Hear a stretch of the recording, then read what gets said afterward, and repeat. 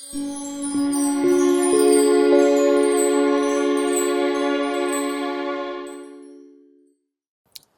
Student, स्वागत है आप सभी का एक बार फिर से। बच्चों, हम लोगों ने इससे पहले वीडियो में डिस्कस किया था इशू ऑफ शेयर कैपिटल की नॉर्मल एंट्रीज के बारे में, कि हम जो शेयर्स को इशू करते हैं वो दो तरीके से था। एक होता है आपका बच्चों लमसम, एक था आपका इंस्टॉलमेंट। दोनों की एंट्रीज क्या क्या होती है, कंपनी क्रिएट कैसे करते हैं, वो सभी बेसिक कॉन्सेप्ट हम लोगों ने कर लिए हैं बच्चों। एग्जाम में जो मेनली क्वेश्चन आते हैं वो आते हैं बच्चों फोर फीचर से और प्रोराटा वाले टॉपिक से, या फिर बैलेंस शीट का पार्ट आएगा। तो आज हम डिस्कस करेंगे बच्चों फोर फीचर के बारे में। सर, फोर फीचर होता क्या है? बच्चों, जब एक कंपनी अपने शेयर होल्डर से शेयर का अमाउंट मंगवाती है और शेयर होल्डर टाइम पे अमाउंट पे ना करे, तो कंपनी पहले उनको एक नोटिस देती है, इंफॉर्मेशन देगी कि अगर आपने अभी अमाउंट पे नहीं किया तो आपके शेयर्स को फॉरफिट कर लिया जाएगा। शेयर्स को फॉरफिट कैसे करते हैं बच्चों? जो अमाउंट शेयर होल्डर कंपनी को पे कर चुके हैं वो अमाउंट भी कंपनी अपने पास रख लेती है, साथ में इन शेयर होल्डर्स का नाम नॉमिनेशन में से कट कर दिया जाता है और इन शेयर्स को कंपनी फॉरफिट कर लेगी, जब्त कर लेगी, और ये शेयर बाद में किसी और व्यक्ति को सोल्ड कर दिए जाते हैं, रीइश्यू कर दिए जाते हैं। जो हम सिक्योरिटीज के लिए वर्ड यूज करते हैं फॉर फीचर, जैसे आप सभी ने सुना होगा कि हम लोग इंस्टॉलमेंट पर ईएमआई के ऊपर बच्चों हम लोग स्कूटर, बाइक या अदर असेट्स लेकर आते हैं। अगर हम उसके टाइम पे पेमेंट ना करें तो सामने वाली कंपनी उन असेट्स को बच्चों जब्त कर लेती है। हम असेट्स के लिए वर्ड यूज करते हैं रीपोजिशन, मतलब कि अगर सिक्योरिटी की बात करें तो यहाँ पे टर्म क्या आएगी? For feature. असेट की बात करें तो टर्म क्या आती है बच्चों? रीपोजिशन। दोनों का मीनिंग सेम होता है, तभी हमारे को डिस्कस करना है बच्चों for feature of share capital.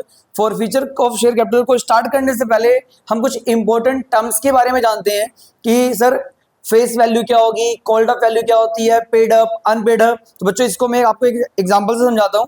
आइए चलते हैं एग्जांपल पे। बच्चों यहाँ एक एग्जांपल ये हुआ मैंने कि हम लेट कर रहे हैं। उससे पहले टॉपिक हमारा forfeiture of share capital. Shares को फॉरफिट कब किया जाएगा? For non payment of instalment. अगर सामने वाला शेयर होल्डर टाइम पे अमाउंट पे ना करे तो कंपनी पहले उसको एक नोटिस प्रोवाइड करेगी, उसके बाद उनके शेयर्स को फॉरफिट कर लिया जाता है।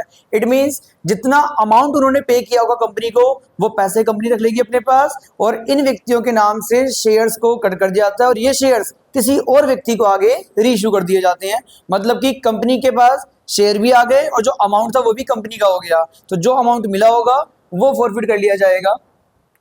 इंपॉर्टेंट टर्म से पहले हम समझते हैं बच्चों कि एक शेयर की जो फेस वैल्यू है, इट मींस इसकी जो ओरिजिनल वैल्यू कितनी की है, वो 100 की। इसको 4 इंस्टॉलमेंट पे ब्रेक किया हुआ है। एप्लीकेशन, अलॉटमेंट, फर्स्ट कॉल और फाइनल कॉल। एप्लीकेशन बच्चों 20 की है, जिस शेयर होल्डर से अमाउंट मंगवाया है उसने एप्लीकेशन का अमाउंट पे कर दिया। अलॉटमेंट कितने का आपका? 30 का। अलॉटमेंट का अमाउंट मंगवाया, वो शेयर होल्डर ने अमाउंट पे नहीं किया। फर्स्ट कॉल का अमाउंट मंगवाया, वो उसने पे नहीं किया, तो कंपनी ने फर्स्ट कॉल के बाद ही शेयर्स को फॉरफिट कर लिया। Share forfeited after first call. Final call का जो अमाउंट है वो कंपनी ने मंगवाया नहीं है, इट मींस नॉट मेड, यानी कि जो अमाउंट नहीं मंगवाया वो आपका फाइनल कॉल। हमने मंगवाया यहाँ तक है, फर्स्ट कॉल तक, इसमें से इतना अमाउंट रिसीव हो गया और ये अमाउंट आपको रिसीव नहीं हुआ, तो इन टर्म्स को हम क्या नाम देंगे? कुछ यहां समझते हैं। कंपनी ने अमाउंट मंगवाया यहां तक, तो यहां तक की जो वैल्यू होगी आपकी, इसे बोलेंगे हम लोग बच्चों कॉल्ड अप वैल्यू। कंपनी ने पैसा मंगवाया कहां तक है, कॉल्ड कहां तक किया हुआ है। टोटल फेस वैल्यू 100 की थी, कॉल्ड अप वैल्यू कितनी होगी यहां तक? 70। कैसे? 20 + 30 + 20 दैट इज 70। इसके बाद है पेड अप वैल्यू। इस टोटल में से शेयर होल्डर ने अमाउंट पे कितना किया है? एप्लीकेशन का 20, तो ये हो गया आपका बच्चों पेड अप वैल्यू कितना? 20। अनपेड कितना होगा? जो मंगवाया बट पे नहीं किया, ना तो अलॉटमेंट पे किया ना ही फर्स्ट कॉल, तो अनपेड आएगा आपका 50। 50 कैसे आया? 30 + 20, 30 + 20 ये आपका अनपेड वैल्यू का अमाउंट है। और अनकॉल्ड वैल्यू कौन सी होगी? जो अमाउंट कंपनी ने मंगवाया ही नहीं है उसे बोलेंगे हम लोग uncalled value, that is final call. इसको हमने मंगवाया नहीं है। तो यहां तक आपने देखा बच्चों कि एक शेयर की जो ओरिजिनल वैल्यू है उसे बोलते हैं हम लोग फेस वैल्यू। वहां से जितना अमाउंट मंगवाया गया है उसे बोलते हैं कॉल्ड अप वैल्यू। अब कॉल्ड अप में से कितना शेयर होल्डर ने पे कर दिया और कितना पे नहीं किया, जो पे कर देगा वो पेड अप वैल्यू का पार्ट, जो पे नहीं किया वो अनपेड, और जो मंगवाया ही नहीं है उसे बोलेंगे अनकॉल्ड वैल्यू। इन टर्म्स का यूज जर्नल एंट्री में करेंगे बाद में कोई कंफ्यूजन ना हो, इसलिए बच्चों पहले एग्जांपल समझा हम लोगों ने कि कॉल्ड अप क्या होगा और पेड अप क्या होगा। चलिए आगे बढ़ते हैं। जो फॉरफीचर के केस में हम 3 एंट्री पास करते हैं।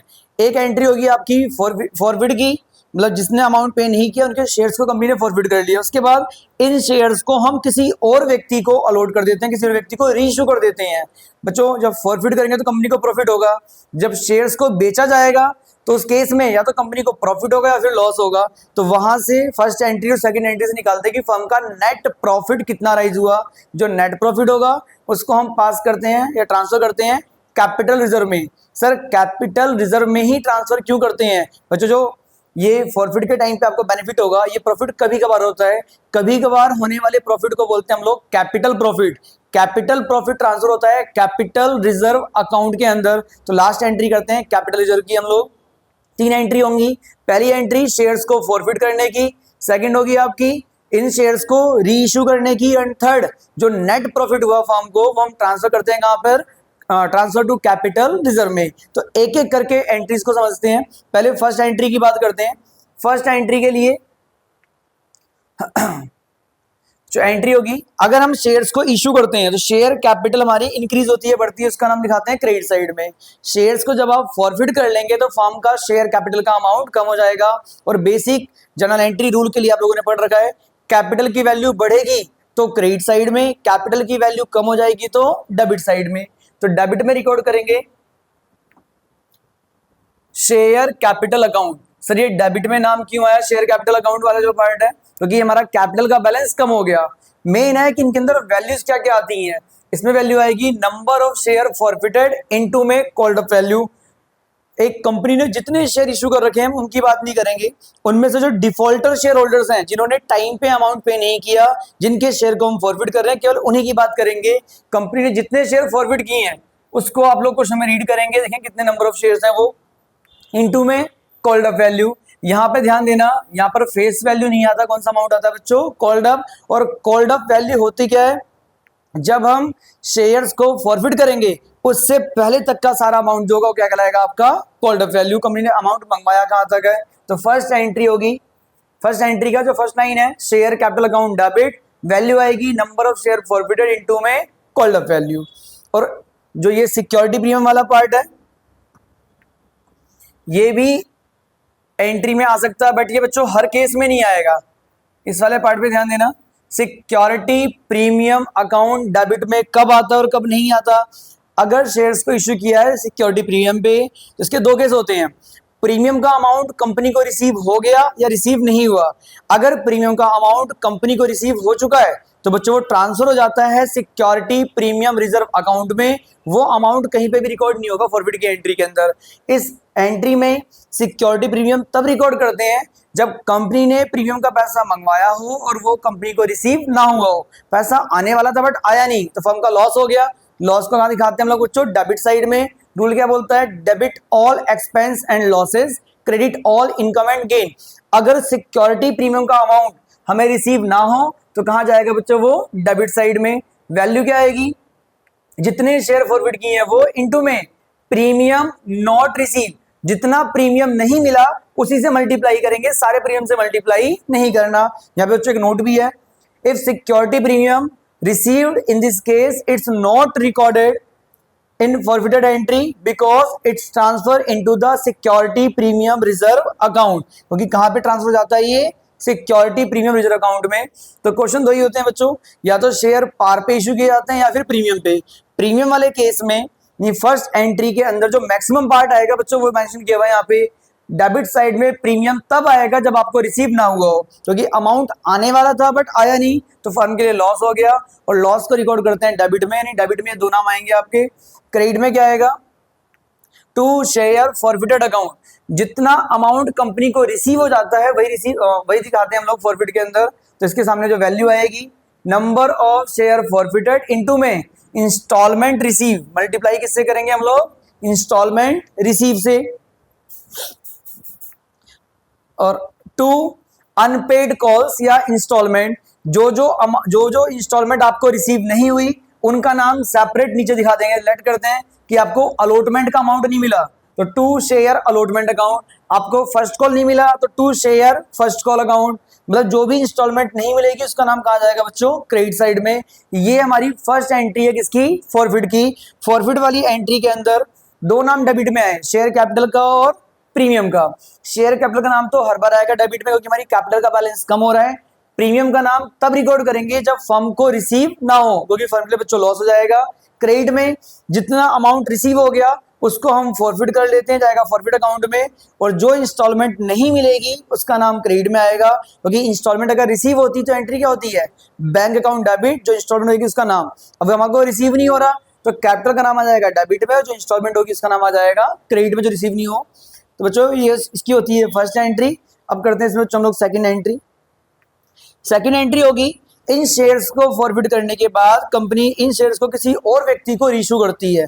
तो रीइश्यू हम जो करेंगे, जितने शेयर फॉरफिट किए हैं या तो उतने शेयर इश्यू करेंगे या उससे कम, ज्यादा पॉसिबल नहीं होते। सेकंड एंट्री होती क्या है,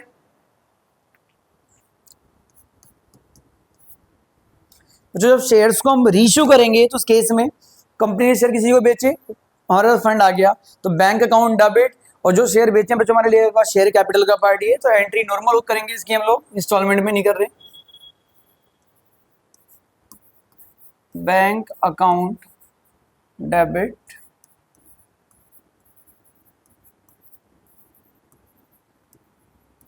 to share capital account. Company ने शेयर को बेच दिया, अमाउंट आया है, क्यों आया बच्चों, शेयर को इश्यू करने से। यहां पे आएगा number of shares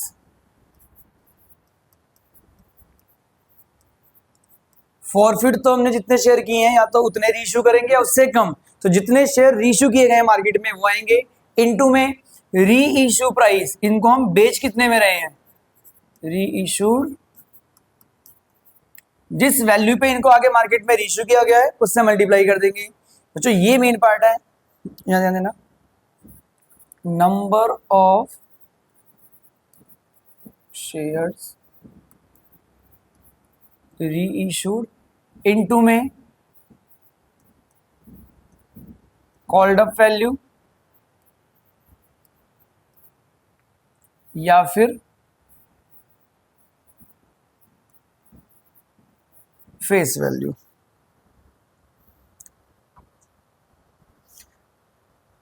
credit side में आएगा number of share reissued into में कॉल्ड अप वैल्यू या फिर फेस वैल्यू। जो हर केस में कॉल्ड अप वैल्यू रिकॉर्ड करेंगे, लेकिन फेस वैल्यू कब आता है, अगर क्वेश्चन में लिखा हो if shares reissued for fully paid up,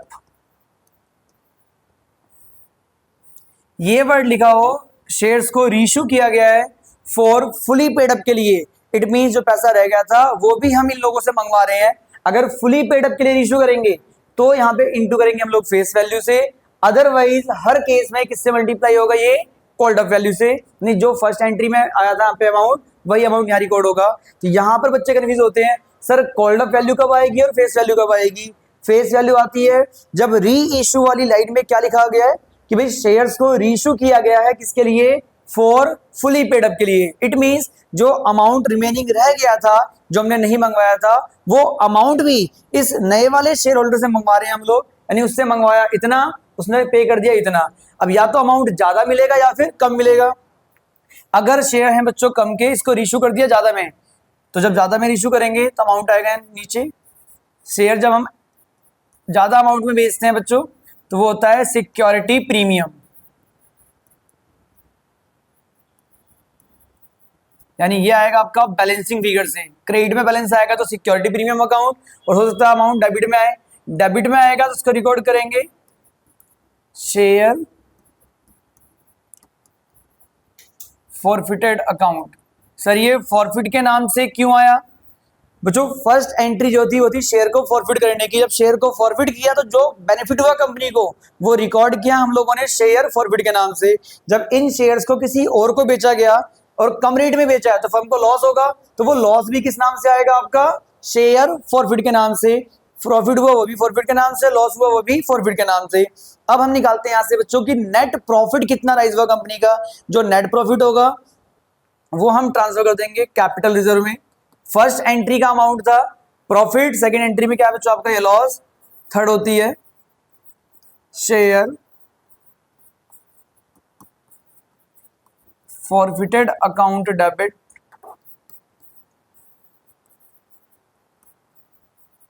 to capital reserve account. इसमें अमाउंट आएगा difference of forfeited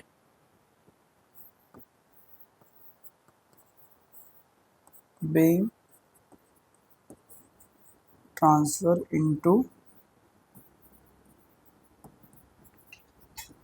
capital reserve. जो फॉरफिचर के केस में टोटल 3 एंट्री होगी। फर्स्ट एंट्री में कंपनी ने शेयर्स को जब फॉरफिट किया तो जितना भी अमाउंट रिसीव कर चुके हैं वो हमारे लिए प्रॉफिट का पार्ट हो गया। अब इन शेयर्स को जब हमने किसी और को बेचा तो दो पॉसिबिलिटी है, या तो बच्चों हमारे को इसको कम रेट में बेचेंगे या फिर ज्यादा रेट में। कम रेट में बेचा तो लॉस हुआ, लॉस को किस नाम से रिकॉर्ड किया, शेयर फॉरफिट के नाम से। और शेयर को अगर आप ज्यादा वैल्यू पर बेचते हैं तो उसे क्या बोलते हैं हम लोग, प्रीमियम। तो नीचे किस नाम से आएगा वो, सिक्योरिटी प्रीमियम के नाम से। यानी ये किसको रिप्रेजेंट करता है, लॉस वाले पार्ट को।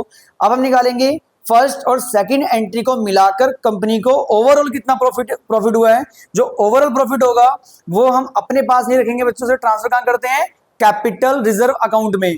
क्यों, ये हमारा कैपिटल प्रॉफिट है जो कि कभी कभार होता है। और कैपिटल प्रॉफिट कहां ट्रांसफर होगा आपका, कैपिटल रिजर्व में। तो थर्ड एंट्री होगी share forfeited account debit to capital reserve account. Amount कौन सा आएगा इसके अंदर, difference of forfeited. It means first entry की फॉरफिट की वैल्यू माइनस सेकंड एंट्री की फॉरफिट की वैल्यू। जो नेट अमाउंट आया वो ट्रांसफर कर देंगे हम लोग शेयर फॉरफिटेड अकाउंट में। इसके ऊपर बच्चों एक क्वेश्चन भी ट्राई करेंगे हम लोग। आई थिंक यहाँ तक आपको समझ में आ गया होगा। पहले मैंने बताया कि कॉल्ड अप वैल्यू क्या होती है, पेड अप वैल्यू क्या होगी। उन टर्म से ये 3 एंट्रीज पास की हैं और इन तीनों एंट्री में से बच्चों जो फॉरफिट का कॉन्सेप्ट है हर बार एक सेपरेट क्वेश्चन भी आता है और बड़े क्वेश्चनों में भी ये एंट्रीज यूज होंगी। तो बच्चों इस चैप्टर के लिए मेन एंट्रीज ये हैं जहां बच्चे कंफ्यूज होते हैं। आई थिंक इसमें क्या क्या वैल्यू आएंगी सारी मैंने मेंशन भी कर दी है कि यहाँ पर कब कॉल्ड अप वैल्यू आएगी, कब फेस वैल्यू। तो क्वेश्चन के ऊपर डिपेंड करेगा बच्चों, क्वेश्चन को केयरफुली रीड करना आप लोग,